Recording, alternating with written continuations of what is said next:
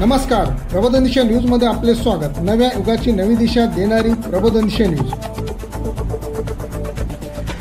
Assembly विधानसभा मतदारसंघ 150 साठी आपली टोटल मतदान केंद्र 447, एकूण लोकेशन्स 79। आता प्रत्येक लोकेशनला आपण ज्या फॅसिलिटीज देतोय ह्या सगळ्या मतदारांपर्यंत पोहोचल्या पाहिजेत। प्रत्येक मतदान केंद्रावर आपण येणाऱ्या मतदारांना सुविधा व्हाव्यात म्हणून रांगेमध्ये उभं राहणाऱ्या मतदारांसाठी आपण खुर्च्या देतो। यावेळेस प्रत्येक मतदान केंद्राच्या समोर जर लाईन लागली तर प्रत्येक मतदान केंद्रात 10 ते 15 आपण खुर्च्या ठेवतोय। नंतर त्या मतदारांना रांगेत थांबल्यानंतर पाण्याची व्यवस्था व्हावी म्हणून आपण पाण्याचे जार ठेवतोय, प्लस बिस्लेरी बॉटल पण देतोय। दुसरं आहे, प्रत्येक मतदान केंद्रावर जिथे शाळेचे इंटॅक्ट शौचालय आहेत तिथे शौचालय विथ लेबल असतील, आणि जिथे शौचालयाची व्यवस्था होणार नाही, जसे की आपले ओपन मंडप केंद्र किंवा मंडपामध्ये जे आपले मतदान केंद्र आहे त्यांच्यासाठी आपण मोबाईल टॉयलेट देतोय। ही एक व्यवस्था केलेली आहे। नंतर प्रत्येक आपले जे 79 लोकेशन्स आहेत, लोकेशन वाईज आपण प्रत्येक लोकेशनला पाळणाघर देतोय। जर कुणी असतील फीडिंग आणि प्रेग्नंट वगैरे तर त्यांनी त्याच्या शेजारी एक वेटिंग रूम असेल।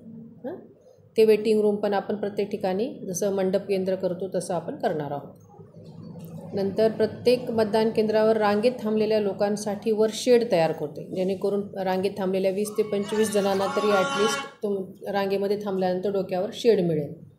ही एक व्यवस्था आपण करणार आहोत। आणि हे सगळं आपण अश्युअर्ड मिनिमम फॅसिलिटीज AMF जे आपण म्हणतो त्याच्यामध्ये हे ऐरोली विधानसभा मतदारसंघात पण अश्युअर करणार आहोत। दुसरं आहे, जो मतदान केंद्राच्या दिवशी मेजर लोकांचं म्हणणं येते की आम्हाला आमचं पोलिंग स्टेशन कळत नाही, तर त्याच्यासाठी आपण ही स्कॅनर तयार केलेली आहे। त्या स्कॅनरवर पहिले 2 स्कॅनर आहेत। वरचा जो स्कॅनर आहे हा वाला, तो क्लिक करायचा। तो कसा करायचा, तुमच्या मोबाईलमध्ये जो कॅमेरा असतो किंवा QR कोड स्कॅनर असतो किंवा गुगल लेन्स, ह्या 3 गोष्टी वापरून आपण हा स्कॅनर स्कॅन करायचा। याच्यामध्ये 2-3 ऑप्शन्स येतात आणि ह्याचा हा फ्लो चार्ट आहे कसं वापरायचं हे। तर ते 3 ऑप्शन आल्यानंतर तुम्ही त्याच्यामध्ये एक तर तुमचा रजिस्टर्ड मोबाईल नंबर, जो EPIC कार्ड काढला तो टाकायचा, किंवा तुमचे डिटेल्स टाकायचे, नाव, वडिलाचं किंवा नवऱ्याचं नाव, आणि तुमचं सेक्स कोणता आहे, आणि तुमची बर्थ डेट काय, हे डिटेल्स टाकल्यानंतर एक कॅप्चा असतो, तो कॅप्चा टाकायचा, आणि त्याच्यानंतर ते सबमिट केला किंवा एंटर केलं की तुम्हाला तुमचं पोलिंग स्टेशन किंवा जसं EPIC कार्डचे डिटेल्स येतात ते सगळे डिटेल्स येतात।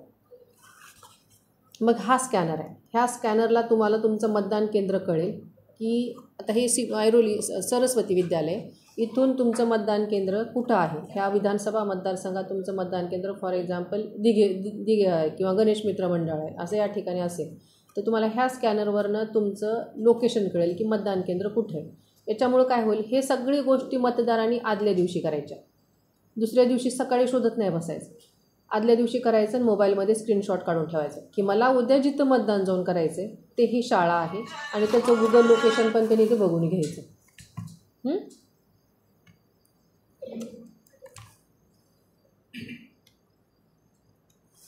त्यांनी ते गुगल लोकेशन ह्याच्यावरनं बघून घ्यायचं। आता सपोज माझं घर आहे, माझ्या घरापासून माझं मतदान केंद्र किती दूर आहे आणि किती वेळ लागू शकतो। फॉर एक्झाम्पल इथं न राहणारा एखादी व्यक्ती पण इथला मतदार आहे, तर त्यांनी आदल्या दिवशी ही सगळा अभ्यास करून बसायचा, कारण त्या दिवशी लोकांचे होते की मतदान केंद्रावर गेल्यानंतर त्यांचं मतदान केंद्र लोकसभेच्या मतदान केंद्राव्यतिरिक्त असणार आहे, म्हणजे बदललेलं असणार आहे, कारण आपली मतदारांची संख्या वाढली, त्याच्यामुळं मतदान केंद्र आपल्याला काही मर्ज करावी लागली, जिथे खूपच मतदार कमी होते। आपण त्याचा पण अभ्यास ह्यावेळेस हे केलेलं आहे, सॉर्ट आऊट केलेलं आहे की ज्यांची मतदारसंख्या 500-600 होती त्यांना आपण मर्ज करून एक मतदान केंद्र केलेलं आहे जिथे 1100 मतदार असतील, आणि आपले 18 नवीन मतदान केंद्र झाले आहेत। त्याच्यामुळं तो लोकसभेचा जो सिक्वेन्स होता मतदान केंद्राचा तो बदललेला आहे। त्याच्यामुळे त्यांनी हे स्कॅनर आपण सगळ्या वॉर्ड ऑफिसमध्ये, पब्लिक ऑफिसमध्ये आणि सगळ्या 79 लोकेशन्सला लावून झालेले आहेत। तरी मतदारांनी कुठल्याही मतदान केंद्रावर जरी आज गेले, कुठल्याही वॉर्ड ऑफिसमध्ये जरी गेलं तरी हे स्कॅनर तिथे दिसणार आहे, म्हणजे 80 ते 90% काम आपलं त्या दिवशीचं कमी होऊ शकतं मतदारांनी जर हे अगोदरच सगळं शोधून ठेवलं तर। मग त्या दिवशी डायरेक्ट मतदान केंद्रावर जायचं आणि मतदान करायचं।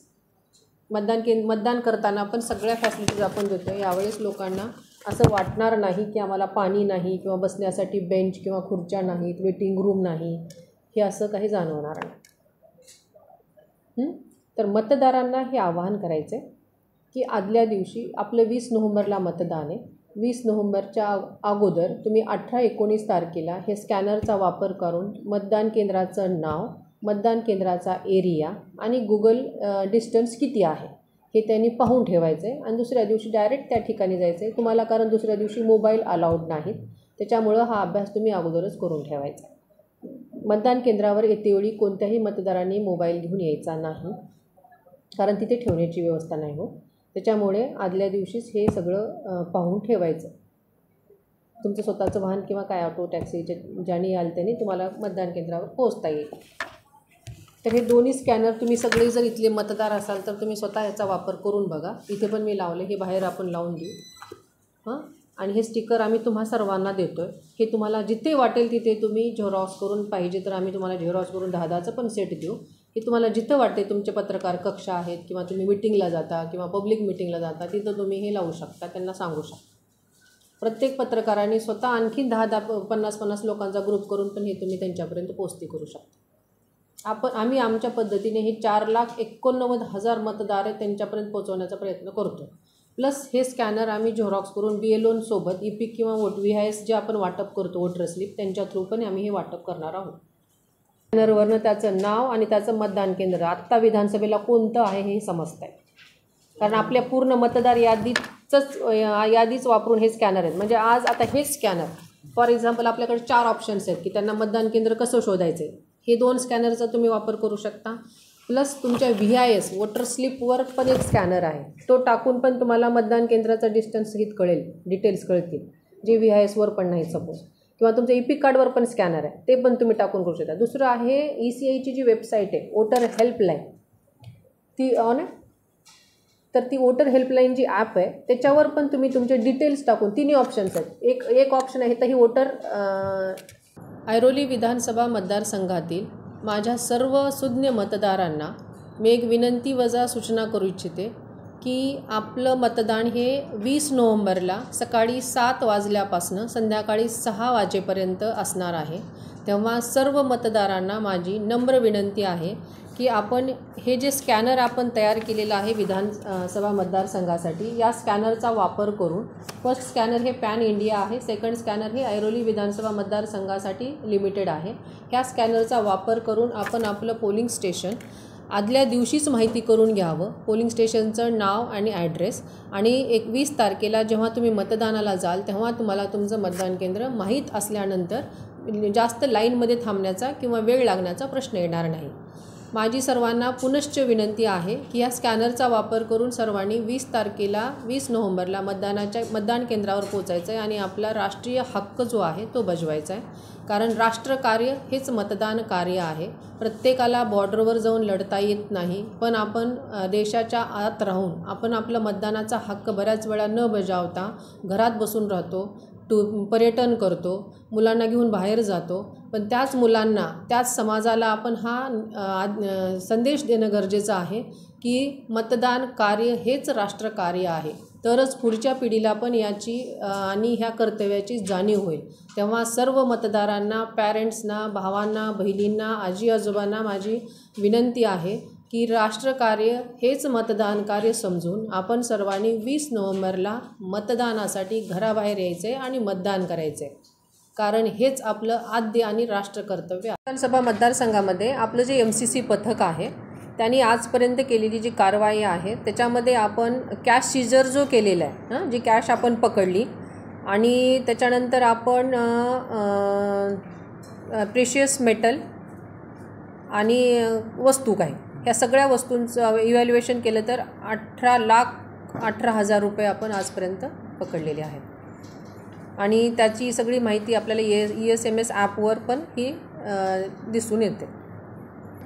जे व्यक्ती त्या गाडीमध्ये होती उपलब्ध त्यांच्यावर आपण FIR केलेलं आहे. FIR केल्याची नावं आहेत, NC गुन्हा दाखल केलेला आहे. हां, NC किंवा FIR दाखल केलेली आहे. आणि प्रेशर कुकर आपण एक दिवस इथे जप्त करून घेतले होते, काल आपण ते रिलीज केले कारण आपण त्यांच्यावर कारवाई केली आहे. ब्युरो रिपोर्ट प्रबोधनशे न्यूज मुंबई. पुढील बातमीसाठी अपडेट राहा. प्रबोधनशे यूट्यूब चॅनलला सबस्क्राईब करा, बेल आयकॉन दाबा.